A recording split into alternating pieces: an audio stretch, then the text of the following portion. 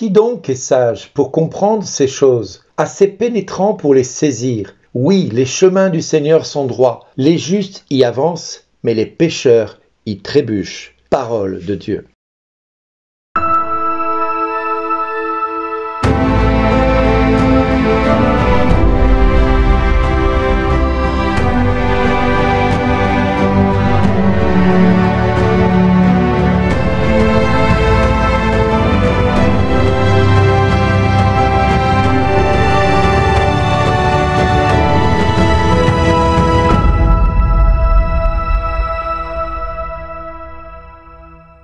Aujourd'hui, le message vous est adressé par Bernard Dille. Bonjour les amis, convertissez-vous, dit le Seigneur, car le royaume des cieux est tout proche. En ce temps-là, un scribe s'avança vers Jésus pour lui demander quel est le premier de tous les commandements. Jésus lui fit cette réponse. Voici le premier. Écoute Israël, le Seigneur notre Dieu est l'unique Seigneur. Tu aimeras le Seigneur ton Dieu de tout ton cœur, de toute ton âme, de tout ton esprit et de toute ta force. Et voici le second, tu aimeras ton prochain comme toi-même. Il n'y a pas de commandement plus grand que cela. Le scribe reprit, fort bien, maître, tu as dit vrai. Dieu est l'unique et il n'y en a pas d'autre que lui. L'aimer de tout son cœur, de toute son intelligence, de toute sa force et aimer son prochain comme soi-même vaut mieux que toutes les offrandes d'holocauste et les sacrifices. Jésus, voyant qu'il avait fait une remarque judicieuse, lui dit, tu n'es pas loin du royaume de Dieu. Et personne n'osait plus l'interroger. Les amis, si j'ai relu les textes de l'évangile de Marc en ce jour, ce n'est pas pour rien. C'est tout simplement parce que le Seigneur nous dit de le faire passer en tout premier. Tu aimeras le Seigneur notre Dieu qui est l'unique Seigneur. Le Seigneur notre Dieu est l'unique Seigneur de nos vies. Il doit l'être et il doit le demeurer et il doit le devenir s'il ne l'est pas assez encore aujourd'hui. Jeanne d'Arc disait « Dieu premier servi ». Thérèse dira « Mon bien-aimé est à moi et je suis à lui », comme le Cantique des Cantiques le déclarait. Alors, j'entends des mots qui m'étaient inconnus jusqu'à ce jour. Et le Seigneur dira « J'ai ôté le poids qui chargeait ses épaules. Ses mains ont déposé le fardeau. Et quand tu criais sous l'oppression, moi Dieu, je t'ai sauvé. Je répondais caché dans l'orage. Je t'ai prouvé près des eaux de Mériba. Écoute, je t'adjure, ô mon peuple, vas-tu m'écouter, Israël? Tu n'auras pas chez toi d'autre Dieu, tu ne serviras aucun Dieu étranger. C'est moi le Seigneur ton Dieu, qui t'ai fait monter de la terre d'Égypte. Ah, si mon peuple m'écoutait! Israël, s'il allait sur mes chemins, je le nourrirai de la fleur du froment.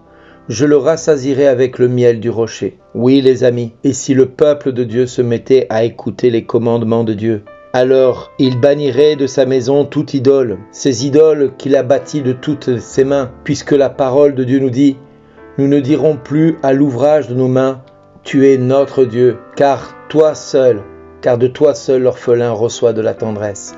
Oui, si nous disons à nos ouvrages de main, et quand on parle d'ouvrage de main, c'est des fois notre travail, c'est des fois aussi les statues que nous pouvons avoir dans nos maisons. Je ne suis pas contre les statues puisque j'en ai moi-même chez moi. Mais les statues, je ne me prosterne pas devant.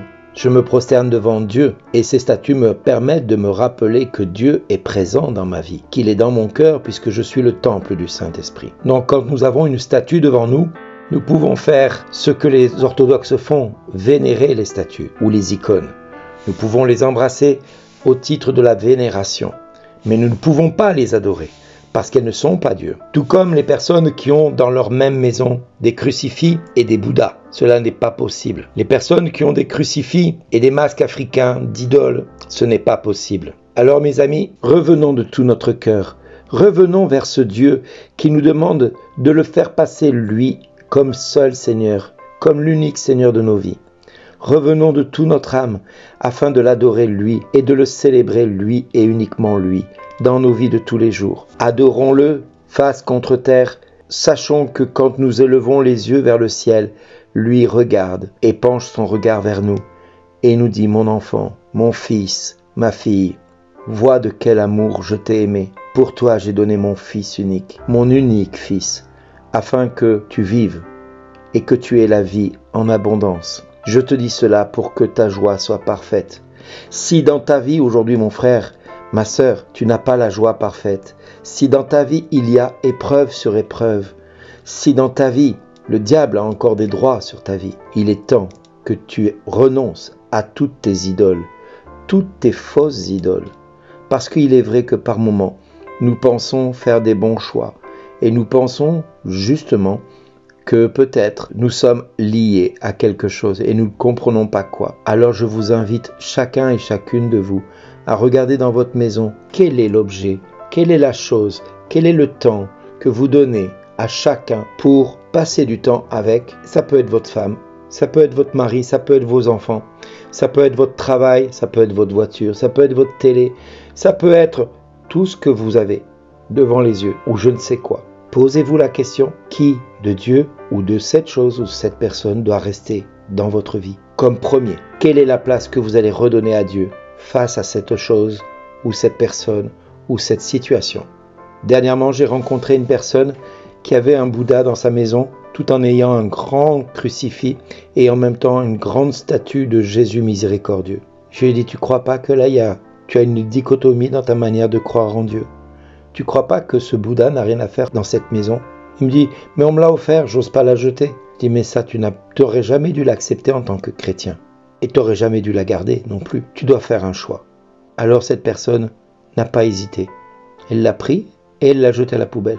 Je dis, qu'est-ce que tu as fait? Elle me dit, je l'ai jeté. Je dis, tu l'as cassé? Non, tu vas dans la poubelle et tu la casses pour que personne ne puisse la récupérer. Ah oui, d'accord. Elle est repartie. Et elle a cassé la statue de Bouddha, afin que personne ne puisse la récupérer. Et oui, c'est important de faire attention à cela, parce que si vous ne laissez pas Dieu à la première place, c'est le diable qui dirige votre vie, et qui a des droits sur tout ce que vous vivez. Ça peut être votre cigarette, ça peut être votre alcool, ça peut être quelque chose de tout simple auquel on ne pense pas. Mettons Dieu à la première place, en toutes circonstances, et on ne sera point déçu, dit le Seigneur. Merci d'exister.